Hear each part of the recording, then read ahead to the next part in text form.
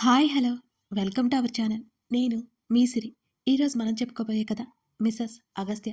కథలోకి వెళ్ళే ముందు వీడియోని లైక్ చేసి హైప్ చేయడం మర్చిపోకండి. Mrs Agastya part 168. ప్రియకి అమర్తి గతం చెప్తున్నాడు కదా, అలాగే అగస్త్య కూడా శ్రీధకి చెప్తున్నాడు. ఇక కథలోకి వెళ్దాం. నీకొక స్టోరీ చెప్పనా? నెమ్మదిగా తల పైకెత్తి శ్రీధ ముఖంలోకి చూస్తూ అడిగాడు అగస్త్య. కళ్ళెత్తి చూసింది శ్రీధ. స్టోరీయా? ఏంటది అని అడిగింది. నేనొక స్టోరీ చెప్తా, అందులో మిస్టేక్ ఎవరిదో చెప్పు అంటూ లేచి కూర్చున్నాడు అతను. శ్రీధ అతని పక్కన కూర్చుని, నీకు స్టోరీస్ కూడా వచ్చా అన్నది నవ్వుతూ. రావడం కాదు, తెలిసినవి అన్నాడు. ఏంటో చెప్పు. ఉత్సాహంగా అతని వైపు చూసింది శ్రీధ. పేర్లు మార్చి నవ్య కథ చెప్పడం మొదలుపెట్టాడు అగస్త్య కూడా. ఇప్పుడు గతం చెప్తున్నామండి, చూడండి. నేను లేదు, ఇంటికి వెళ్ళి చేస్తాను. ఇక్కడ ఒక్కడే కూడా డీసెన్సీ లేదు అన్నాడు అగస్త్య. ఓకే, ఆయనకు చెప్పు అని కాల్ కట్ చేశాడు. ఆ మాటలన్నీ విన్న నవ్య మీద, నవ్యకి అతని మీద మొదట కోపం వచ్చినా అతని మాటల్లో ఆంతర్యం ఆలోచించగా నిజమే అనిపించింది. ఎందుకో ఫస్ట్ టైం అతన్ని చూడగానే హ్యాండ్సమ్గా అనిపించాడు. నెక్స్ట్ అతని వే ఆఫ్ థింకింగ్ బాగా నచ్చింది. అతన్ని చూస్తోంది. ప్రియ ఏదో మాట్లాడుతోంది కానీ అదంతా నవ్య వినిపించుకోలేదు. అతను కాసేపటి తర్వాత పైకి లేచాడు. నవ్య అతన్ని అనుసరించింది. కనీసం ఎవరికీ చెప్పకుండా బయలుదేరడం కాస్త డిసప్పాయింటింగ్ అనిపించినా సరే, అతను సరాసరి ఆఫీస్ నుంచి వస్తున్నట్టు ఆమె అనుకుంది. అతను ఎవరో ఏంటో ఆమెకి తెలియదు. అతని కళ్ళకు మాత్రం నచ్చాడు ఆ క్షణం. మరి కొద్ది రోజుల తర్వాత తండ్రితో పాటు ఆఫీస్కి వెళ్ళింది. ఎంబీఏ చేసి వచ్చిన ఆమెకి తండ్రి బిజినెస్ మీద ఇంట్రెస్ట్ లేదు ఇప్పుడే. కొద్ది రోజులు ఆగాక తండ్రి స్థానంలో ఉంటానంది. తండ్రికి నచ్చజెప్పింది. ఆ రోజు సరదాగా ఆఫీస్కి వెళ్ళింది నవ్య. ఆమె ఏదో మ్యాగజైన్ చదువుకుంటూ సోఫాలో కూర్చొని ఉంది. ఎవరో వచ్చారని పిఏ చెప్పడం, భరద్వాజ్ లోపలికి రమ్మనడం వినిపిస్తూనే ఉన్నాయి నవ్యకి. ఆమె చూస్తుండగానే ఎవరో ఒక అతను లోపలికి వచ్చాడు. అతను ఎవరో అర్థమై నవ్య కళ్ళు విప్పార్చుకుని అతని వంక చూసింది. అగస్త్య రావడం చూసి నవ్వుతూ ఎదురు వెళ్ళాడు భరద్వాజ్. ఆమె దూరంగా సోఫాలో కూర్చొని వాళ్ళనే గమనిస్తోంది.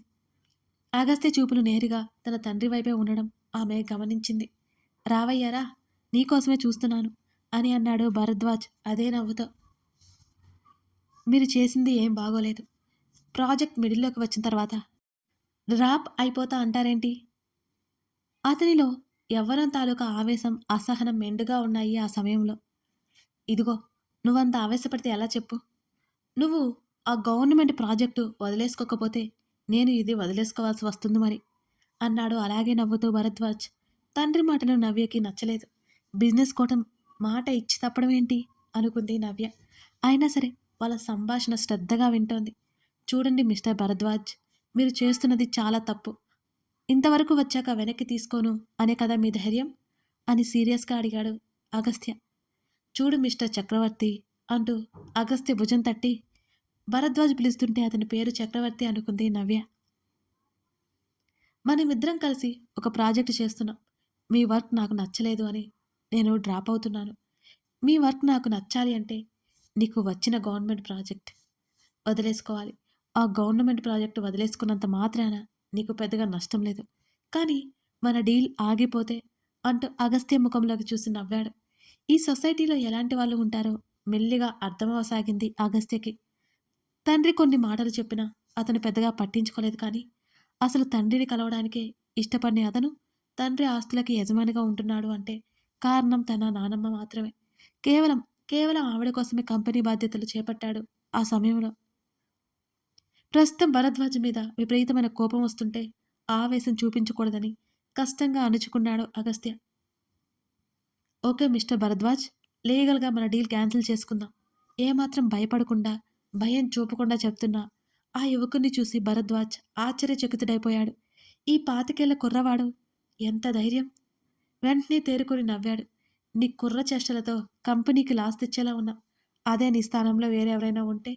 భరద్వాజ్ చెప్తుండగానే, ఉంటే ఏముంది, నువ్వు వేసే ముష్టికి ఆశపడి వదిలేసుకుంటారు అంతేనా? బట్ నేనలా కాదు అంటూ రివ్వున వెనక్కి తిరిగి చిటిక వేసి భరద్వాజుని పిలిచాడు. అప్పటికి భరద్వాజ్ తనకు జరిగిన అవమానాన్ని తీసుకోలేక పళ్ళు బిగించి నిలబడి ఉన్నాడు. చూస్తూ ఉండు, నెల తిరిగేలోపు నువ్వు కాదనుకున్నది ఎంత విలువైనదో నీకు తెలిసేలా చేస్తాను అని పొగరుగా చెప్పి అక్కడి నుంచి వెళ్ళిపోయాడు. అంతలోనే భరద్వాజ్ నవ్వుకున్నాడు. అది ఆవేశమని ఊరుకున్నాడు. కానీ తన కూతురు అతన్ని పీకల వరకు ప్రేమిస్తుందని ఊహించలేకపోయాడు. వారం తిరిగేలోపు తన డీల్ క్యాన్సిల్ అయిపోయినా సరే మరొక డీల్ ఫిక్స్ చేసుకున్నాడు అగస్త్య. 3 నెలలు తిరిగేసరికి లాభాలు తీసుకొచ్చి పెట్టాడు. తననే ఛాలెంజ్ చేసిన ఆ యువకుడి మీద విపరీతమైన కోపం భరద్వాజ్‌కి. అప్పట్నుంచి ఒకలాంటి శత్రుత్వం ఏర్పడింది ఈ 2 కంపెనీస్ మధ్య. అది పైకి కనిపించేది కాదు. అంతర్యుద్ధం. తండ్రి ఫ్రస్ట్రేషన్ కూడా నవ్వు తెప్పించేది నవ్యకి. ఇంట్లో అతని గురించి ఎక్కువ మాటలు. అగస్త్య వల్ల తండ్రి ఎంత ఇబ్బంది పడుతున్నాడో ఆమె చూస్తోంది. అతని తప్పేముందసలు? తన తండ్రి ఫస్ట్ మిస్టేక్ చేశాడు. అతడు వడ్డీతో సహా చెల్లిస్తున్నాడు. అతని మీద ఇంట్రెస్ట్, ప్రేమ మెల్లిమెల్లిగా పెరగసాగాయి. రోజు అతన్ని చూడకుండా ఉంటే పిచ్చి పట్టేలా అనిపించేది నవ్యకి. కానీ డైరెక్ట్‌గా అతనికి ప్రపోజ్ చేయాలంటే ఏదో తెలియని బెరుకు ఉండేది. రోజుకు ఒక్కసారైనా అతన్ని చూసేది. ఎలాగైనా అతన్ని కలిసి తన మనసులో విషయం చెప్పాలనుకుంది నవ్య. అంతకంటే ముందు ఈ విషయం తన తండ్రికి చెప్పాలని నిర్ణయించుకుంది. చిన్నప్పటి నుంచి ఆయన ఎలా చూసుకున్నారో తనకి గుర్తే. అందుకే ముందు ఈ విషయం ఆయనతో చెప్పాలనుకుంది నవ్య. అంతకంటే ముందు తన బెస్ట్ ఫ్రెండ్ అయిన అమర్త్యకి కాల్ చేసి ఫారెన్‌లో ఉన్న అతనికి మొత్తం వివరించింది నవ్య. అతను ధైర్యం చెప్పాడు. త్వరగా అగస్త్యకి విషయం చెప్పమన్నాడు. ఆ రోజు తండ్రితో మాట్లాడడానికి గదిలోకి వెళ్ళింది నవ్య. ఆ రోజు తండ్రి చాలా కూల్‌గా ఉండడం ఆమె గమనించింది. అందుకే వెళ్ళింది. డాడీ టేబుల్ లైట్ వెలుతురులో ఏదో ఫైల్ చెక్ చేసుకుంటూ ఉన్న భరద్వాజ్ కూతురి పిలుపుకి తల తిప్పి చూశాడు. రా బేబీరా. చేతిలో ఉన్న ఫైల్ వంక మరొకసారి చూసి దాన్ని పక్కన పెట్టాడు భరద్వాజ్. పనిలో ఉన్నారా అని అడిగింది నవ్య. ఉన్నా నీకంటే ముఖ్యమైన పని కాదులేరా అంటూ కుర్చీ లాగి కూతురు వైపు చూశాడు.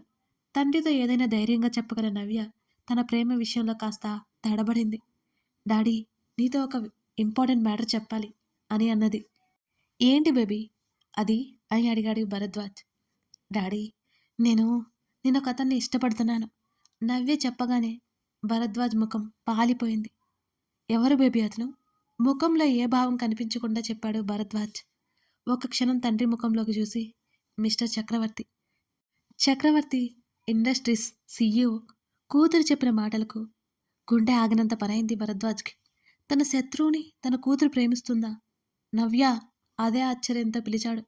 అవును డాడీ. ఇప్పటినుంచి కాదు ఎప్పటినుంచో. I love him very very much. నేను ఫిక్స్ అయ్యాను. తను నా లైఫ్ పార్ట్నర్ అంతే నవ్య చెప్పేసింది. ఒక్కసారిగా భరద్వాజ్కి ఒకలాంటి భయం పట్టుకుంది. తన కూతురు ఏదైనా కోరుకుంటే అది దక్కించుకునే వరకు వదిలిపెట్టదు. తను వద్దన్నా సరే తను మొండి పట్టుతో ఎలాగైనా సాధించుకునే రకం నవ్య. ఆ విషయం ఆయనకి బాగా గుర్తుంది. వెంటనే వద్దు అని గట్టిగా అరవాలని ఉన్నా అతను అరవలేదు. బేబీ అతని గురించి నీకు తెలియదు. నెమ్మదిగా నచ్చజెప్పే ప్రయత్నం చేశాడు భరద్వాజ్. లేదు డాడీ నాకు బాగా తెలుసు. సంవత్సరం నుంచి అతనేంటో నాకు తెలుసు ఖచ్చితంగా చెప్పేసింది నవ్య. అతనంటే నాకు ఇష్టం లేదు బేబీ. కానీ నీకోసం ఆలోచిస్తాను విసుగ్గా చెప్పాడు భరద్వాజ్. నవ్య ముఖంలో సంతోషం వచ్చింది ఆ క్షణం తండ్రి మాట విన్నాక.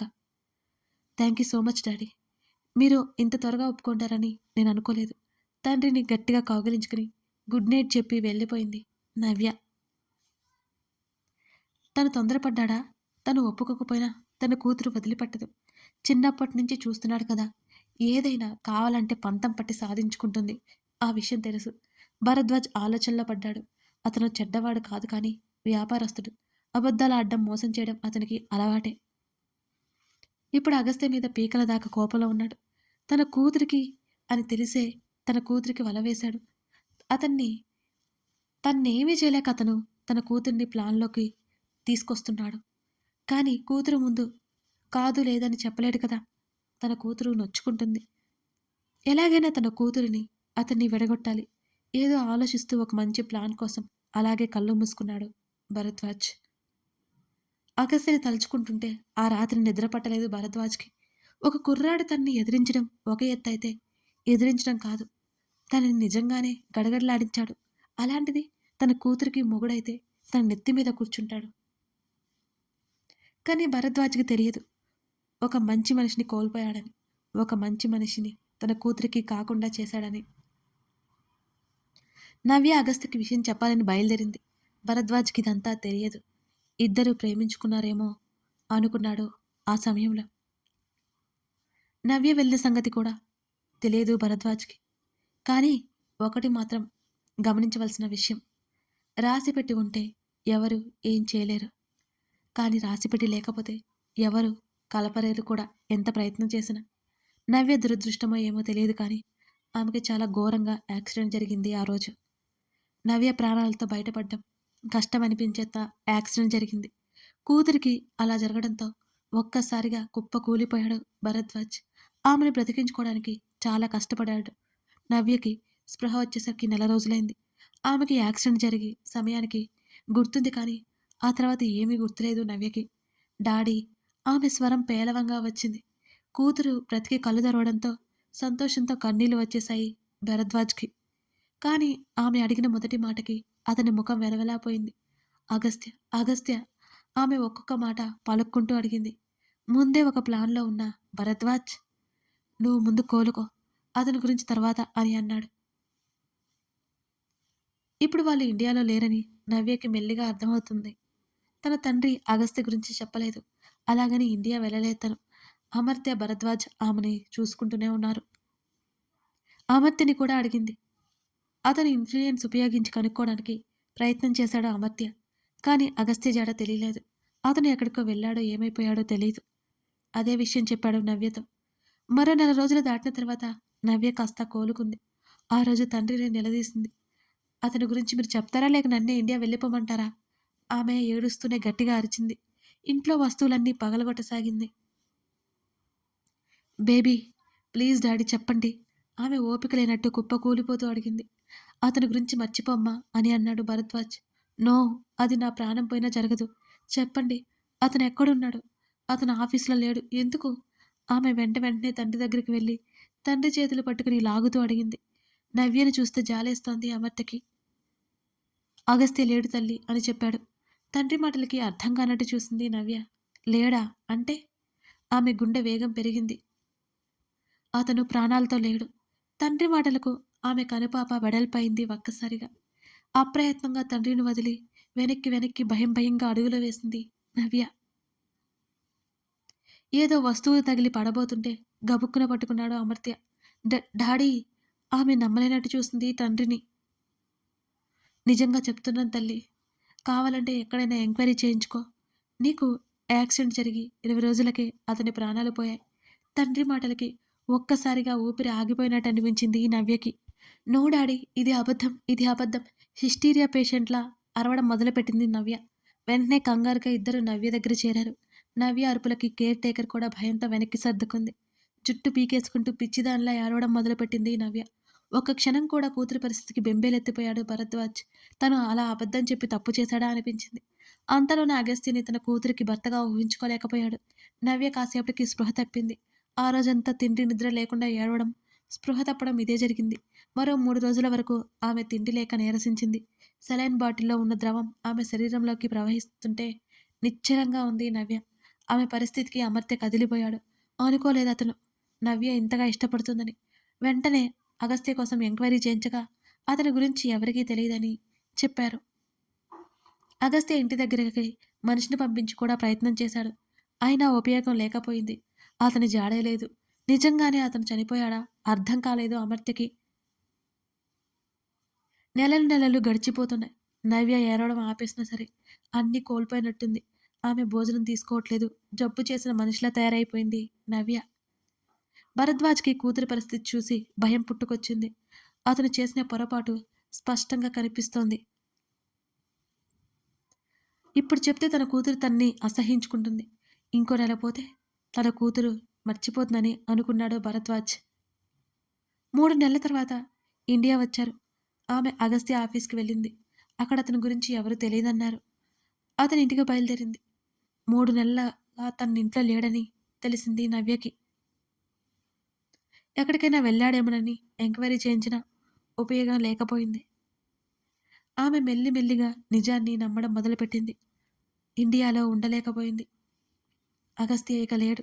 పిచ్చిగా అనిపించింది. ప్రాణాలు తీసుకోవాలనిపించింది. రాత్రిళ్ళు నిద్రపోయేది కాదు. వెక్కిళ్ళు పెట్టి ఏడుస్తుంటే అమర్త్య మనసు కదిలిపోయేది నవ్యను చూస్తుంటే. అగస్త్య లేడు అని ఆమె నమ్మేసింది. ఆమె ఇక ఇండియా రావడానికి ఇష్టపడలేదు. అతన్ని మర్చిపోవడం జరగదు కూడా. అలాగే ఉండిపోయింది. మరో 2 సంవత్సరాలు ఎలా గడిచిపోయాయో కూడా తెలియదు నవ్యకి. నెమ్మదిగా బిజినెస్‌లోకి దిగింది. తన గురించి తను పట్టించుకోవడమే మానేసింది నవ్య. సరదాగా ఉండే ఆమె గంభీరంగా మారిపోయింది. కోపంగా తయారైపోయింది. కూతురికి పెళ్లి చేయడం కత్తి మీద సామైంది భరద్వాజ్‌కి. అతను ఎంత పొరపాటు చేశాడో! 3 ఏళ్లలో కోల్పోయిన కూతురి జీవితం కళ్ళ ముందు కదిలింది. అతనిక తట్టుకోలేకపోయాడు. తన కూతురు జీవితం ముఖ్యమనిపించి అగస్త్యని కలవడానికి వెళ్ళాడు. అప్పటికే అతని పెళ్లి జరిగిపోయి దగ్గర దగ్గర సంవత్సరంన్నర దాటింది. అది అతనిది ప్రేమ వివాహమని తెలిసింది భరద్వాజ్‌కి. ఇక మతిపోయినట్టే అనిపించింది భరద్వాజ్‌కి. ఇప్పుడు తన కూతురు ఇండియా వచ్చేసింది. అగస్త్య ఆల్రెడీ అన్నీ మేనేజ్ చేస్తున్నాడు. ఇప్పుడు కనుక అతని గురించి బయటపడితే ఇంకేమైనా ఉందా ఊహించుకోవడానికి భయం వేసింది.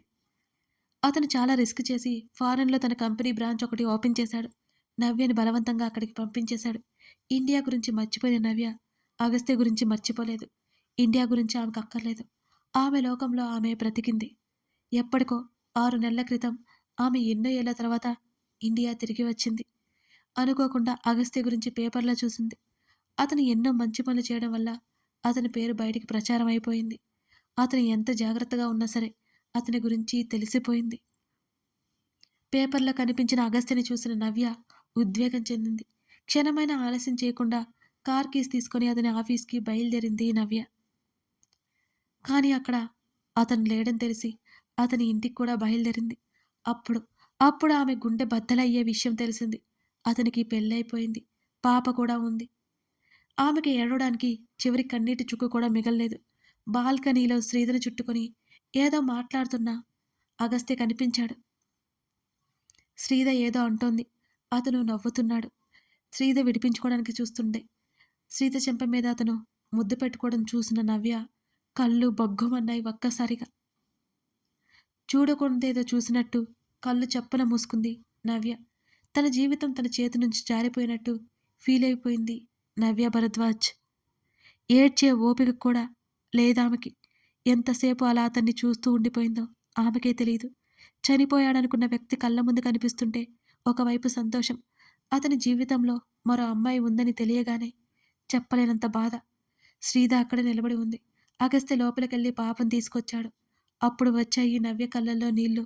ధారాపాతంగా ఆమె చెంపల మీద నుంచి జారిపోయాయి. అతని కౌగిలిలో భార్య, మరొక చేతిలో కూతురు. ఆ పాప తండ్రిని కరుచుకొని బోల్డన్ని ముద్దులు ఇస్తూ మాట్లాడుతుంటే లోపల కలుక్కుమన్న భావన నవ్యలో. నవ్య అతని జీవితంలో ఎప్పుడొచ్చి ఎప్పుడు వెళ్ళిందో అతనికి తెలియదు. ఆమెను మొదటిసారి చూసింది సూరజ్ చెప్పిన తర్వాతే. అప్పటి వరకు అగస్త్యకి ఎవరో ఏంటో కూడా తెలియదు నవ్య గురించి. గంటసేపు అలాగే నిశ్చలంగా ఉండిపోయింది నవ్య. రోడ్డు మీద గంట నుంచి ఉన్న వెహికల్ చూసి జేమ్స్ దగ్గరికి వెళ్ళాడు. స్టీరింగ్ మీద నుదురు ఆనించి నవ్య ఏడుస్తోంది. జేమ్స్ డోర్ కొట్టడంతో కళ్ళు తుడుచుకుని తల తిప్పి చూసింది నవ్య. అతను ఏమైందని అడుగుతుంటే నవ్య మాట్లాడలేదు. ఆమె ఎందుకో బాధపడుతుందని మాత్రం జేమ్స్‌కి అర్థమైంది. కానీ ఎవరో ఏంటో అతనికి తెలియలేదు. జేమ్స్ మాట్లాడుతుండగానే నవ్య కారు ముందుకెళ్ళిపోయింది. ఆ తర్వాత ఆమె ఎప్పుడూ అక్కడ కనిపించలేదు. కథ కొనసాగుతోంది. కథ నచ్చితే లైక్ చేసి కామెంట్ చేయండి. ఇంతకీ ఈ పార్ట్ మీకెలా అనిపించింది? నవ్య గతం తెలిసింది కదా! మీరేం ఫీల్ అయ్యారు? ఖచ్చితంగా కామెంట్ చేయండి. Thank you for watching this video. మరో ఎపిసోడ్‌తో మనం మళ్ళీ కలుద్దాం.